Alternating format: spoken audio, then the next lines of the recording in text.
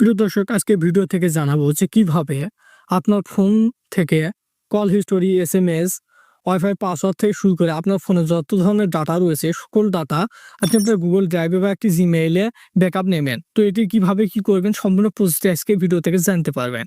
তো প্রিয় দর্শক, আপনার ফোনে সকল ডাটা ব্যাকআপ নেওয়ার জন্য আপনি আপনার ফোনের সেটিংস অ্যাপটিতে ক্লিক দিবেন। প্রিয় দর্শক, আপনি আপনার ফোনের সেটিংস অ্যাপটি খুঁজে নেবেন। তো আমি আমার সেটিংস অ্যাপটির উপর ক্লিক দিচ্ছি। তো প্রিয় দর্শক, সেটিংস অ্যাপটির উপর ক্লিক দেওয়া বা এখান থেকে নিচে আসবেন। এখানে দেখতে পাচ্ছেন একটি অপশন শো করছে, সিস্টেম অপশনে আসবেন। সিস্টেম অপশনে আসার পর এখান থেকে দেখতে পাচ্ছেন ব্যাকআপ টু গুগল ড্রাইভ, এই অপশনটির উপর ক্লিক দিবেন।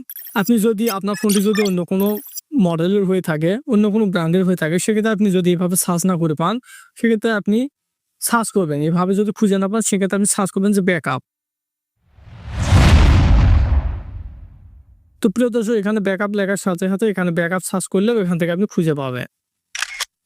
তো প্রিয় দর্শক, এখান থেকে আমি সিস্টেম থেকে আসার পর এখান থেকে ব্যাকআপ টু গুগল ড্রাইভ এই অপশনটির উপর আমি ক্লিক দিলাম। ক্লিক দেওয়া এখানে দেখতে পাচ্ছেন অ্যাকাউন্ট স্টোরেজ, মানে এখান থেকে একটি আপনার জিমেইল সিলেক্ট করতে হবে। তো আমি একটি জিমেইল সিলেক্ট করতেছি। সিলেক্ট করার পর এখানে দেখতে পাচ্ছেন 1.7 জিবি, মানে আমার ব্যাকআপ নিয়ে নিয়েছে। মানে এখানে আমি 15 জিবি পর্যন্ত ব্যাকআপ নিতে পারবো। এখানে backup by Google one, just এটি আপনি অপশনটি টিকমার্ক দিয়ে দিবেন। এটি যদি অফ করা থাকে তো অবশ্যই আপনি টিকমার্ক দিয়ে দিবেন। প্রিয় দর্শক, এটি টিকমার্ক করার পর এখান থেকে আপনি আপনার জিমেইল সিলেক্ট করবেন। সিলেক্ট করার পর এখানে কনফার্ম অপশনটির উপর ক্লিক দেবেন। কনফার্ম অপশন ক্লিক দেবেন, এখানে ব্লুটুথ পে অপশনে ক্লিক দেবেন। তো এখান থেকে যদি আমি ব্যাকআপ টু যাই, তাহলে এখানে দেখতে পাচ্ছেন ব্যাকআপ বাই গুগল ওয়ান, এটি আমরা চালু হয়ে গেল। এভাবে আপনি চালু করবেন।